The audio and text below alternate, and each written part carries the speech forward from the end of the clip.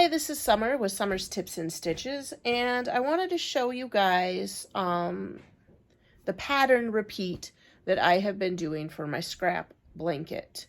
I started making this blanket after I completed this advent calendar from Bella Coco last Christmas, because I had a lot of scrap yarn left over from that. And then Bella Coco tends to use a lot of DK yarn in her boxes, which is my favorite kind of yarn. One of the reasons I'm sure that I love her. And so, for instance, the fair or the circus theme, these were 2 leftover skeins. Actually, to be honest, I made the amigurumi for that. And then I had like 5 skeins of leftover yarn. Obviously, there's times where she uses chunky and others. But typically, I have been using this for my DK yarns. You could obviously use this for any size yarn that you have, but that's what I'm using. I'm also just using any colors that she has, given me from these boxes that fall in the DK size. And so what I've been trying to do, this is what it looks like. And I obviously have a lot of ends to weave in. But I just been doing a couple different patterns. I'm doing a window stitch. As you can see, that's what I like to call that. Where I do a double crochet, I chain 1, skip 1, double crochet, chain 1, skip 1. And then I'm doing one that is a bobble, double crochet, bobble, double crochet. I do a couple rows of half double crochet, a row single. And for the most part, I'm just picking up a skein of yarn and making a few rows. So I thought I would do a little bit of a tutorial to show you the repeat that I'm doing. What I think I did is I was making this. I didn't have any DK for a while, and I kind of had it folded up underneath. And then I think what I did is I accidentally picked up on one side and started working on the bottom. I started out with a chain of 100 and, let me see here, 24. Because then in the second chain from the hook, so if I have 124, I did, no, maybe the third chain in the hook. Second or third, I did a half double crochet. So then I end up having in my blanket 122 stitches. And the reason it's important to have that is because these are a bobble, chain 1, skip 1, and I'm ending on a double crochet at the end. So it's important that I have that stitch count. Otherwise, you could end on a skip 1, and that doesn't look good in the pattern. So for this, after this little bit of chat, I'm going to turn my camera and I'm going to show you the row repeat that I'm doing. I thought about making this a tutorial, but I can just show a simple, this is what it looks like to do a row of single crochet, and then stop the camera, and this is what it looks like when I do a row of chain 1, skip 1, and then you obviously finish your whole row. All right, so this was the intro. This is what it looks like. I'm just picking up colors and putting them where they go. I'm even using some of the colors that I don't love as much. And this is just what I'm doing with my scraps. And then when I decide it's long enough, then I'll stop and maybe make it with another. I probably should do one with worsted weight. But okay. I'll start up the video and turn it around and show you the pattern repeat. I was also going to say you can use any hook size you want. It's obviously, if you use a bigger hook size, the stitch is going to be a little bigger and your blanket will look a little bigger. I am using a 5. I'm not entirely sure that's what I started with. It could have been a 4.5. I, of course, did not pack this up with my hook, and when I took it out a couple days ago to use up some more yarn, I really looked, but I think I maybe am doing the wrong size. But I think you can use any hook size you want. It's not specific. If you are using worsted, I probably would use, if you're using worsted, I'd probably use a 5, 5.5, maybe a 6. If you're using DK, 4, 4.5, or 5. If you're doing bulky yarn, you're going to want to use a bigger hook. So you can use the hook size that best fits the yarn that you're using for your project, okay? Okay, so because I've already started this blanket, I just am going to show you how I join the next color. I mean, there's different ways to join, but I'm going to show you how I'm going to join. And then I'm going to show you the pattern repeat. I won't crochet the whole row, just a few stitches, because I think for the most part you should know how to do these. So I stop the stitch at the end of this row with the gray where I'm about to pull through the final two. So it was a double crochet. So I yarned over, I pulled up a loop, I went through there, I pulled through two, and then I'm going to finish off with pulling through two, and then I'm going to turn my work, get all these little pieces and everything. Ooh, that's a lot. Might want to pull that through. Otherwise, that would be a really long end. I hold the end of the gray and the white together. So the first row of the pattern that I have been doing here is a row of half double crochet. So I'm going to do one loop or one chain, and then I'm going to go through each stitches with a half double crochet. Oops. Look at that. Let's pull that through. Yarn over, pull through three. So it'll be a whole row of half double crochets. And that's how I started the pattern. Row one onto the chain was a row of half double crochets. The way I do a half double crochet, which I think is pretty much how everyone does, right? Yarn over, go into the loops, pull up a loop, yarn over, pull through three. That's a half double crochet. Or in the UK terms, I believe it's a half treble crochet. This pattern is based off 122 stitches, so I will be doing 122 half double crochets. I will join back when I'm ready for the next row, what I would do after my row of half double crochets. Okay, so I finished the row of half double crochets. I again joined my color at the final pull through of the other row.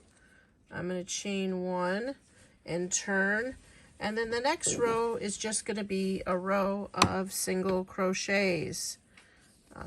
In American terms, that is.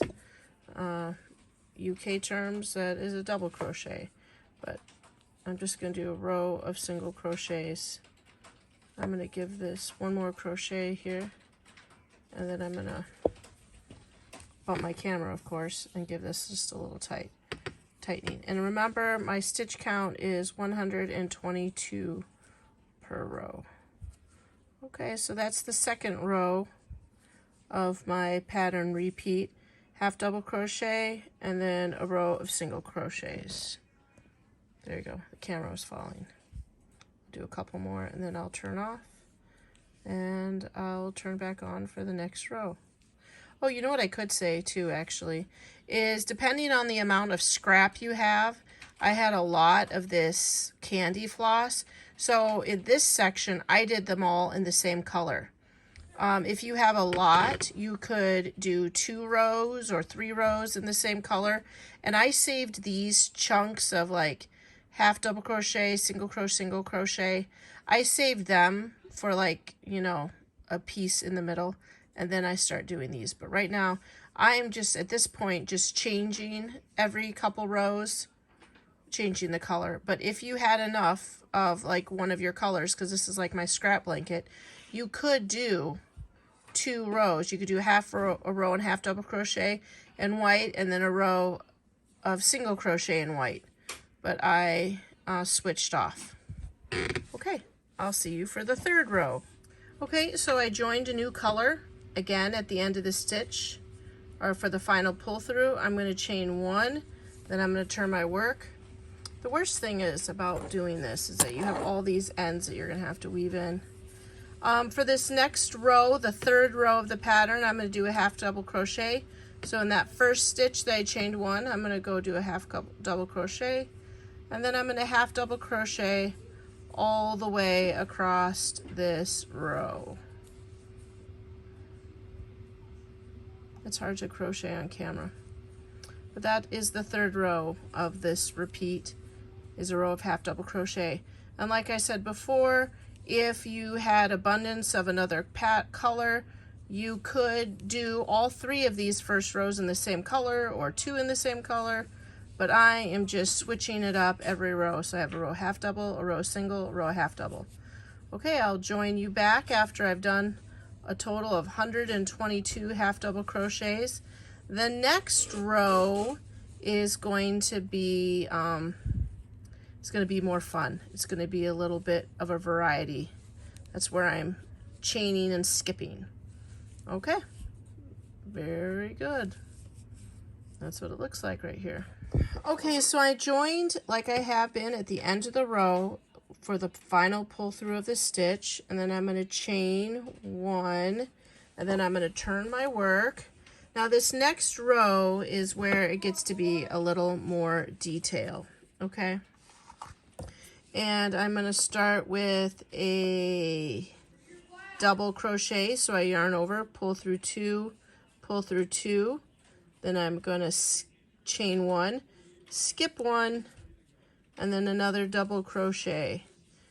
If you are British, these are treble crochets. Chain 1, miss 1, double crochet.